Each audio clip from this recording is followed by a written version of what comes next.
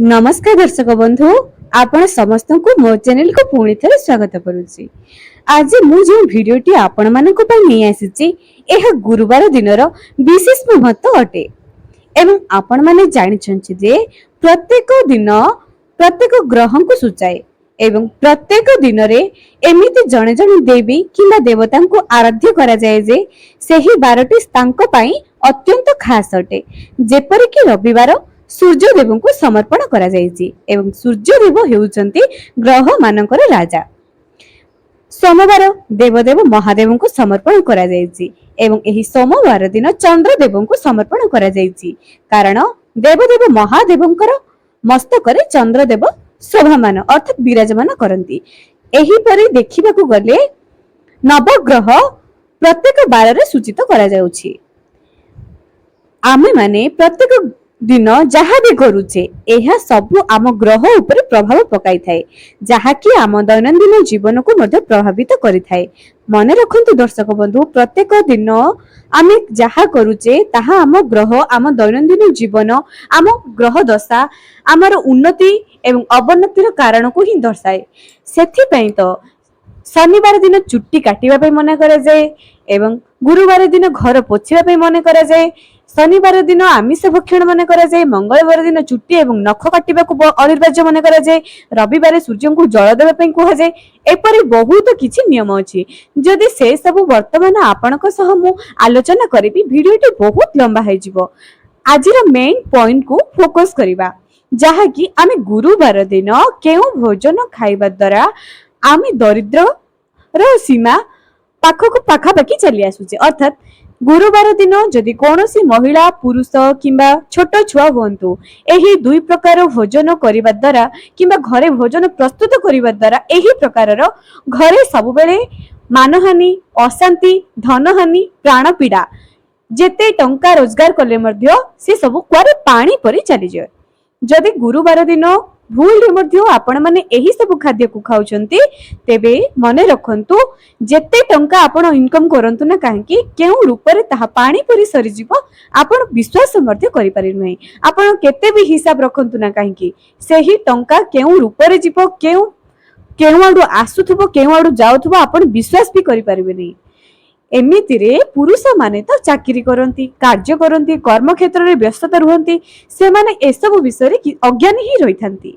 देखिबा को गले घरर महिला माने घर केमिति सफा हैला रोसे कोन करा जीवो केउ जिनिसर आवश्यकता अछि पूजा पर्व नित्य कर्म एमिति बहुत किछि गोटी महिला माने ही घरर ध्यान दियंती कारण पुरुष माने तो पूरा कर्म क्षेत्र कर्ममय जीवन रे व्यस्तता रुहंती एवं गोटे नारी चाहिले एही घर को स्वर्ग करि परिबो।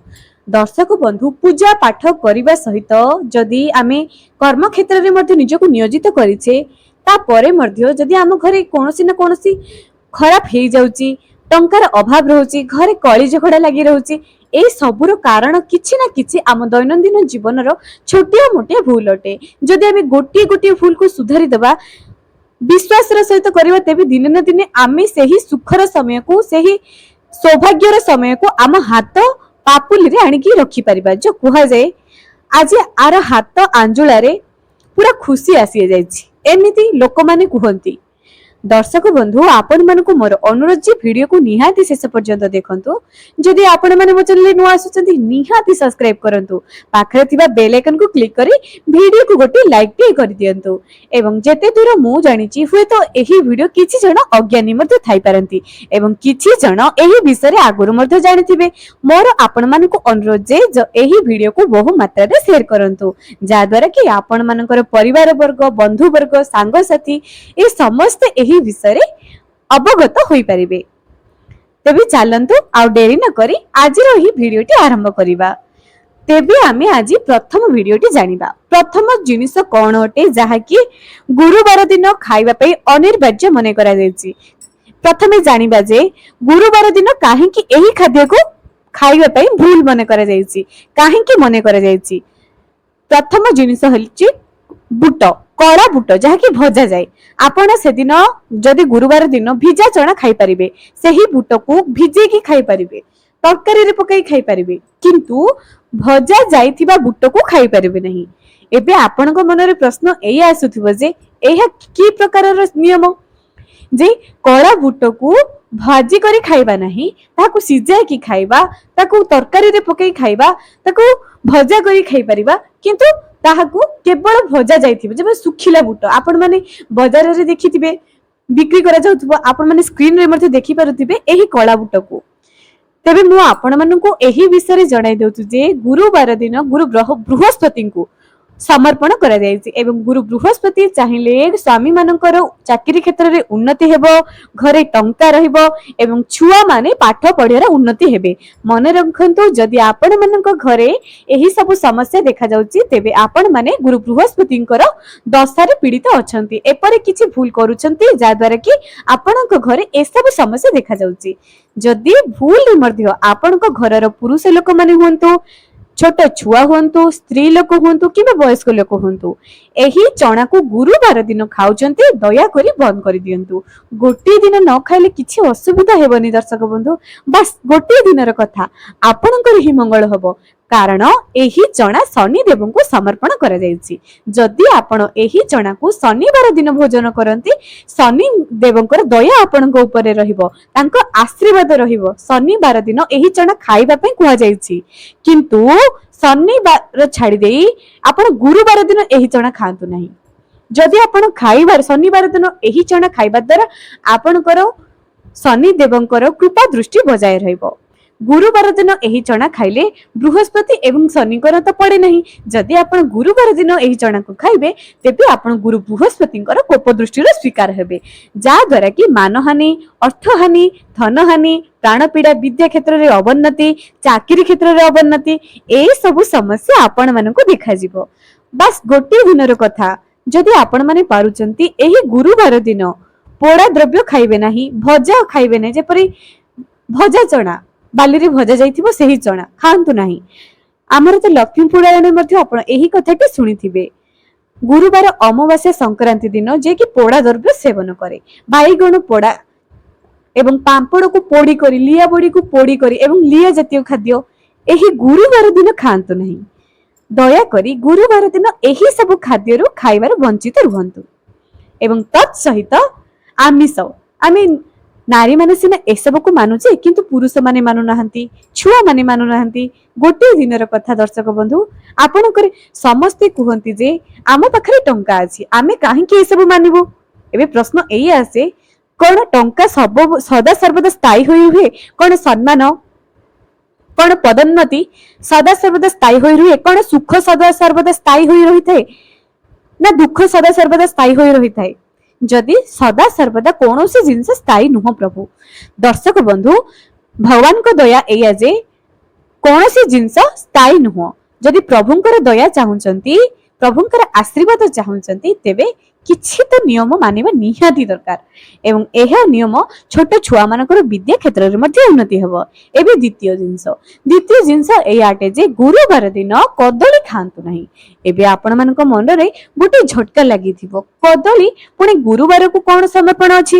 ଗୁରୁବାର ଦିନ କାହିଁକି କଦଳୀ ଖାଇବାକୁ ମନା କରାଯାଇଛି?